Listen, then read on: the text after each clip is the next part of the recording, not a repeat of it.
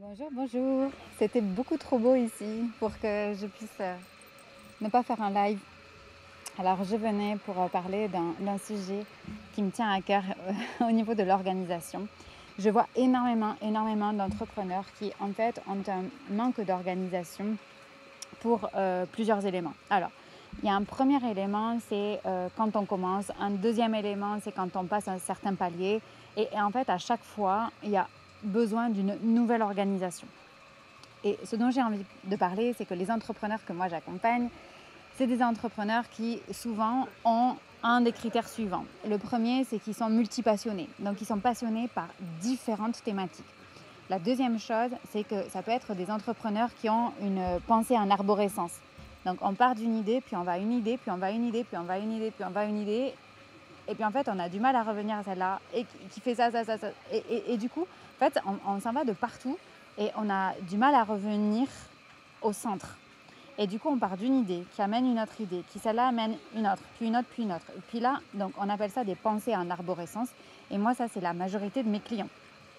Sinon, j'ai aussi des entrepreneurs qui sont rapides. Et donc, ils sont rapides à changer de processus, à changer d'organisation. Et en même temps, ils mettent du temps pour eux, c'est-à-dire quelques jours, avant de comprendre qu'il y a un problème d'organisation. Et là, ils se fatiguent. Et c'est de ça dont j'ai envie de parler, c'est-à-dire que quand on a un problème d'organisation, souvent le ressenti, c'est pas « Ah, j'ai un problème d'organisation ».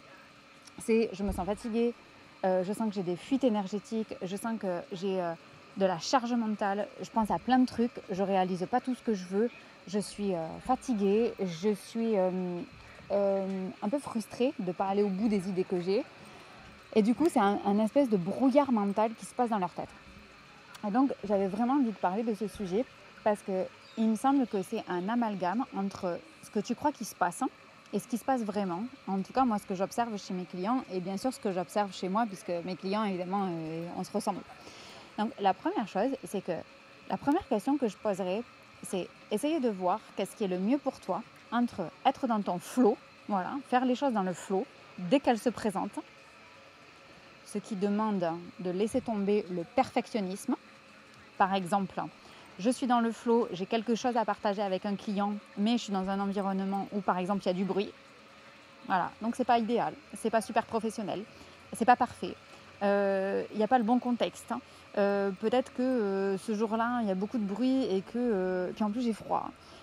Du coup, je suis dehors, mais j'ai vraiment envie de partager quelque chose de précis avec un client à ce moment-là. Et du coup, je me dis, oh, ok, donc je ne peux pas le faire dans ce contexte. Donc du coup, je vais me le noter.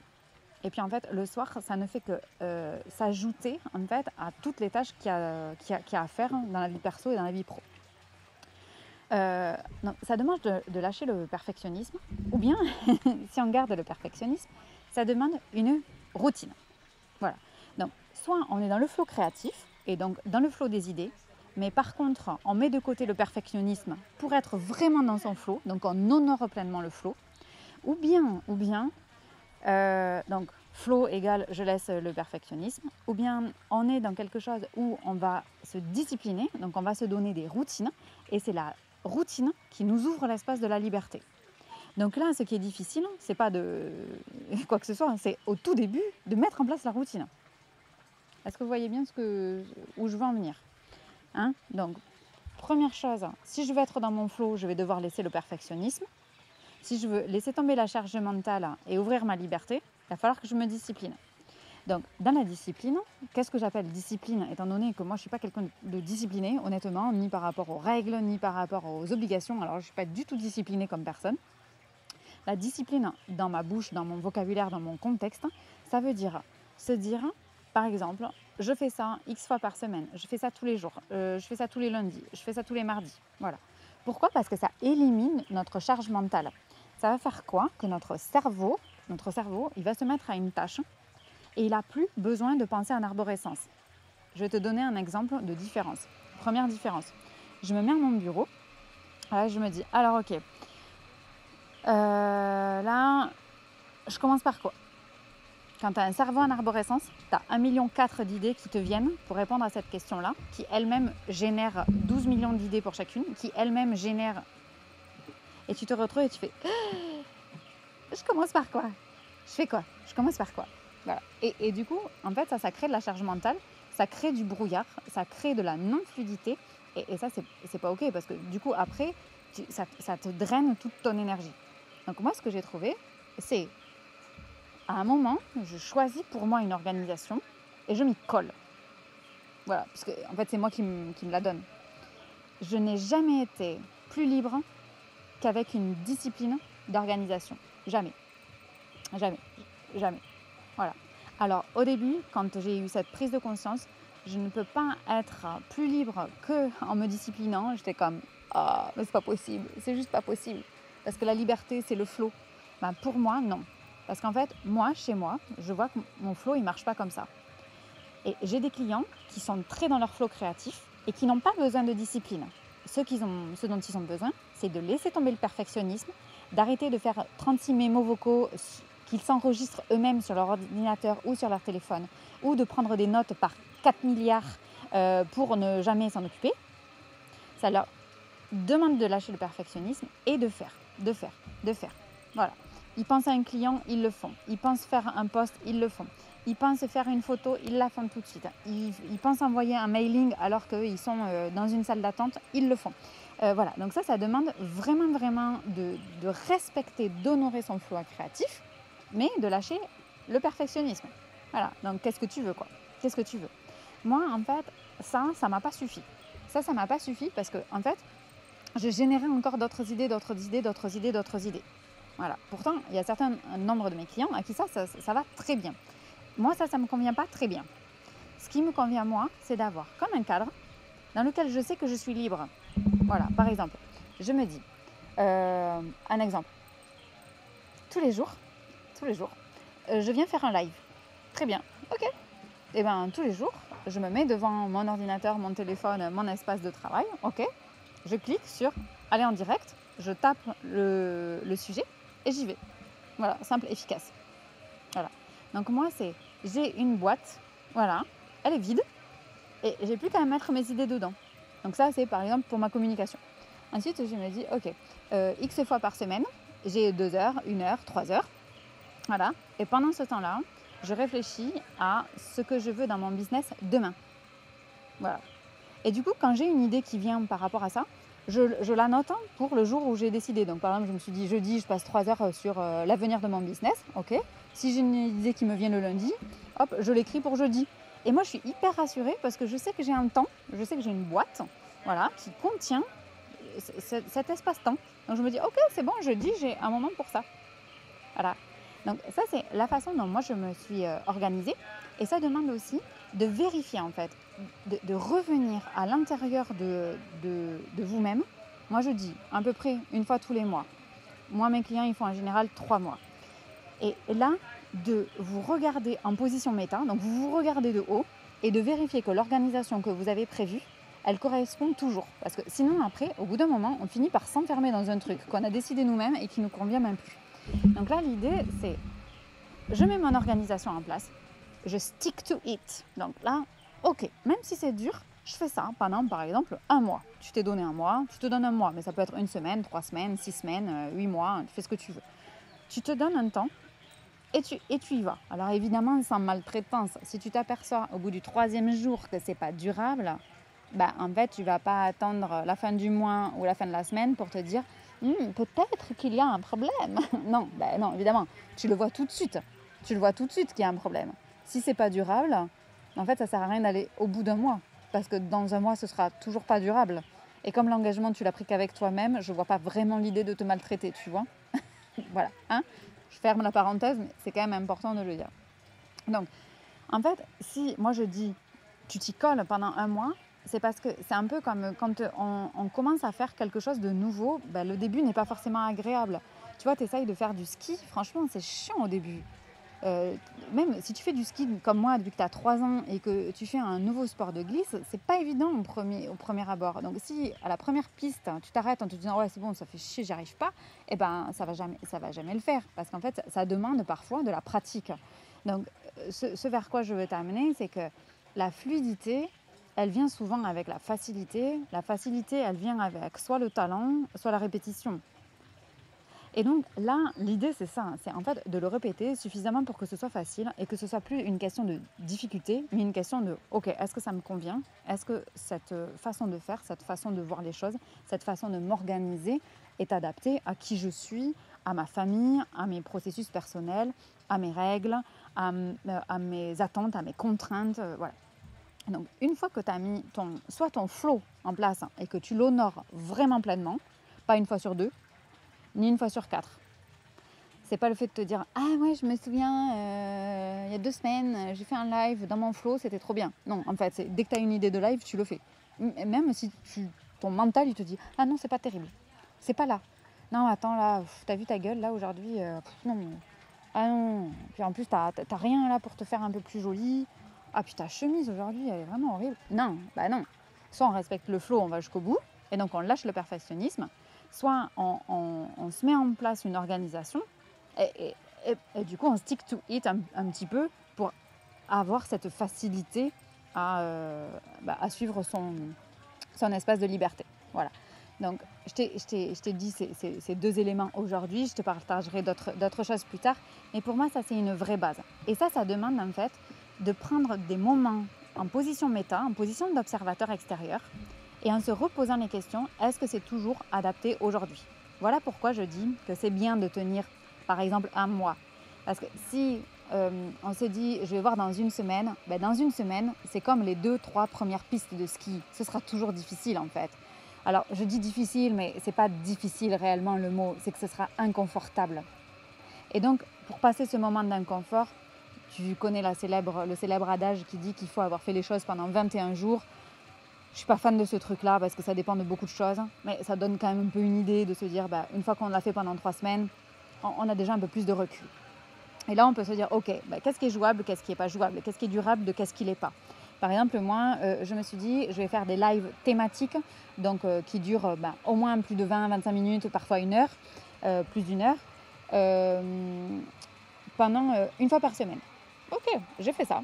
Je l'ai tenu pendant 8 mois. J'ai fait 32 lives en 34 semaines. Ok, donc c'était durable. J'ai pas eu envie chaque fois, hein. Mais moi, au moins, j'avais cet espace-là. Ok, puis j'ai arrêté. Puis 4 mois après, je me suis dit, oh là là, les lives, ça me manque vachement. Je vais en refaire. Ok, donc je suis repartie et je me suis dit, ouais, mais en fait, j'ai réussi à faire un live par semaine pendant 34 semaines. C'est cool. Mais est-ce que je pourrais sortir 34 lives ou 30 lives aux alentours d'un mois et demi? Évidemment, parce que l'impact qu'on a en 30 lives qu'on fait en 8 mois et en 34 lives qu'on fait en 1 mois et demi, ça compresse forcément le temps, évidemment. Donc, ce que je veux partager ici, c'est vraiment le fait de te dire qu'est-ce qui te met en joie. Et après, de re-regarder chaque semaine et de te dire, ok, cette semaine, ce que j'ai trouvé difficile dans cette organisation ou dans mon flow créatif ou dans lâcher le perfectionnisme, c'est ça, ça, ça et ça. Ok, comment pour la semaine prochaine, je peux légèrement modifier les curseurs. Donc, si tu t'es dit, je vais faire mon flow créatif et que tu bouges le curseur en disant, ah ouais, mais finalement, c'est trop dur au bout de la première semaine, là, c'est juste de te dire, ok, c'est pas facile, je suis dans l'inconfort, c'est ok, je change pas les curseurs. C'est pour ça que je te dis, au bout d'un mois, tu peux te demander, j'ai fait à fond ce truc. J'ai respecté 100% du temps mon flow créatif, mon flow d'être. J'ai lâché le perfectionnisme 100% du temps pendant 1 mois. Et maintenant, je fais un bilan. Ou bien, je me suis donné une discipline que j'ai choisie moi, qui me semblait la plus agréable, qui me semblait la plus fluide, qui me semblait la plus joyeuse. Et au bout d'un mois, et voilà, où est-ce que je vais changer les curseurs? Parce que si au bout d'une semaine, tu te dis il faut changer les curseurs, ton mental, lui, il veut 0 changement. Hein. Donc, comme il veut 0 changement, il va s'arranger pour te montrer que ça ne va pas, que c'était mieux avant, que c'était mieux. Alors qu'en fait, si tu es en train de regarder ce live ou de te dire qu'il faut t'organiser différemment, c'est parce que tu voulais une autre organisation. Donc c'est pas vrai, tu vois. Il essaye de t'arranger, en fait. Donc, ce que j'ai envie de partager là, c'est d'y aller vraiment et de te prendre un rendez-vous avec toi-même, vraiment au bout d'un mois, pour avoir une position extérieure et regarder la façon dont tu t'es organisé, soit avec ton flow, soit avec ta discipline, et voir qu'est-ce qui est le mieux pour toi. Qu'est-ce qui est le mieux pour toi? Quels fruits ça a apporté? De quelle manière ça t'a nourri? Quel curseur tu pourrais changer, modifier légèrement? Celui-ci plus ceci. Par exemple, je me suis dit que j'allais faire un post tous les jours. Non, en fait, tous les jours, c'est pas du tout nourrissant pour moi parce que je m'aperçois que non, c'est pas nourrissant pour moi. Ok. Et si c'était tous les 2 jours? Si c'est tous les 3 jours? Ok. Et puis si en fait, c'est pas nourrissant parce que une fois que tu l'as fait une semaine, en fait, tu n'as plus de défi. Toi, tu trouves qu'il y a plus de challenge.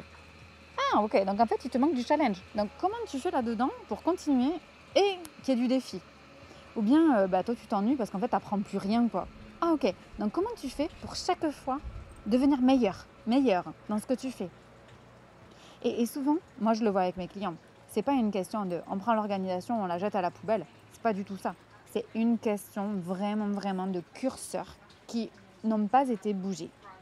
Et donc, on prend notre choix, soit flow, avec son inconvénient, c'est lâcher le perfectionnisme, soit on se met en place une structure avec l'inconvénient qui est qu'il faut se discipliner. Voilà, c'est les avantages et inconvénients de chacun.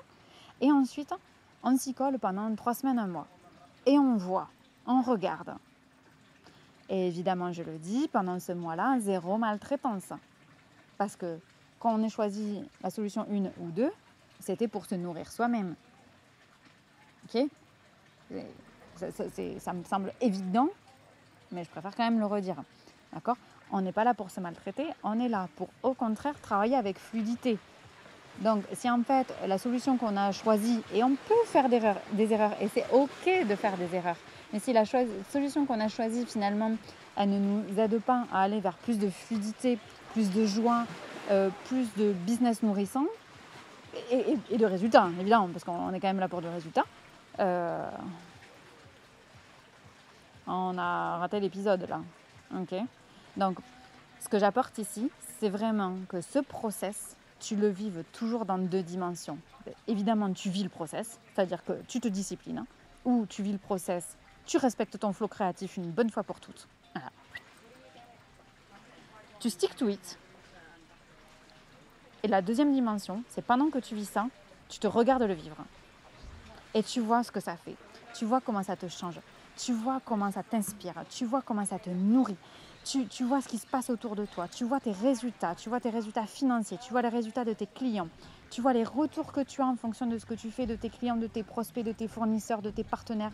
Voilà, donc tu le vis toujours en 2 dimensions pour être certain aussi de prendre le recul suffisant pour que dans 1 mois, tu puisses faire un vrai résumé, une vraie prise de recul sur ce contenu et se dire ok, bon mais finalement, qu'est-ce que ça a changé? Qu'est-ce que ça a modifié? Qu'est-ce que ça a apporté? Comment ça m'a changé à moi? Parce qu'on est là pour toi en tant qu'entrepreneur. Bien sûr qu'on est là aussi par conséquence pour ton business, ça va de soi. Mais moi en tout cas, je suis là pour toi. Et du coup, ce qui m'importe, c'est que toi, tu aies ressenti une expansion personnelle qui va jaillir dans ton professionnel. Moi, j'ai un client comme ça, il a mis ça en place et il m'a dit, mais ça, en fait, le problème, Laetitia, c'est que je vais travailler beaucoup moins de temps. Et donc, ça remet en question la façon dont j'ai travaillé pendant les 30 dernières années.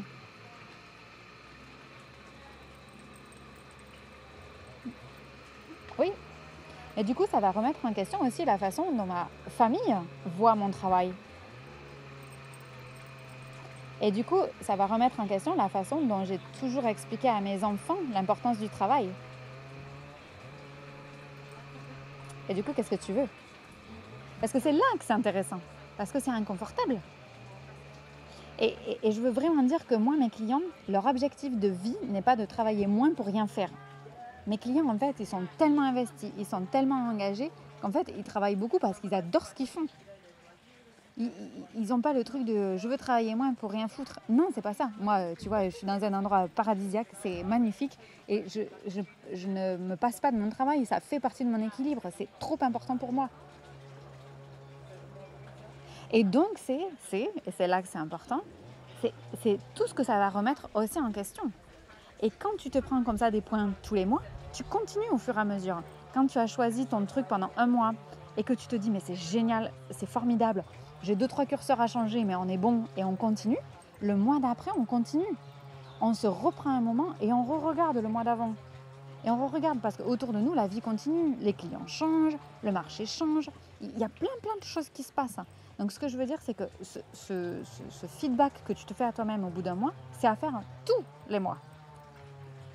Alors si tu veux, toi, tu peux le faire toutes les 3 semaines ou toutes les lunes ou ce que tu veux. Mais qui est un process, qui est un rythme. Comme ça, tu vas pouvoir prendre du recul sur ce que tu fais toi-même. Et une fois que tu vas faire ce recul, tu vas pouvoir t'apercevoir de ce qui est bon pour toi et le faire en fonction de tes contraintes. Et c'est là que par rapport à ta famille, par rapport à ce que tu vis, par rapport à tes clients, ça sera adapté et parfaitement adapté. Et ça, pour moi, c'est vraiment la clé parce que tes enfants changent, ton conjoint change, ton partenaire de vie change, tes collaborateurs changent, tes clients évoluent. Et donc, si on veut que ce soit quelque chose de vraiment vivant, il faut absolument prendre ces temps d'arrêt pour aller plus vite. Il faut s'arrêter pour aller plus vite. Et ça, c'est un peu faire silence des voix extérieures, faire silence de ce qui se dit autour de toi, faire silence, te prendre un moment et regarder avec clarté et choisir ce qui est bon pour toi, ce qui mérite des ajustements et ce que tu fais le mois prochain. En prenant en compte que ton mental, il veut le moins de changements possible.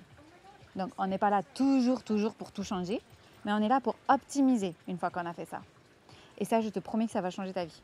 Je te promets que ça va changer ta vie. J'ai une cliente, elle a fait en 6 mois son chiffre d'affaires à l'année en travaillant un jour de moins par semaine, toutes les semaines. Ok ? Donc, elle a mis moins de temps pour faire son chiffre et en travaillant moins. Mais ça lui a demandé tout ça. Et c'était pas facile.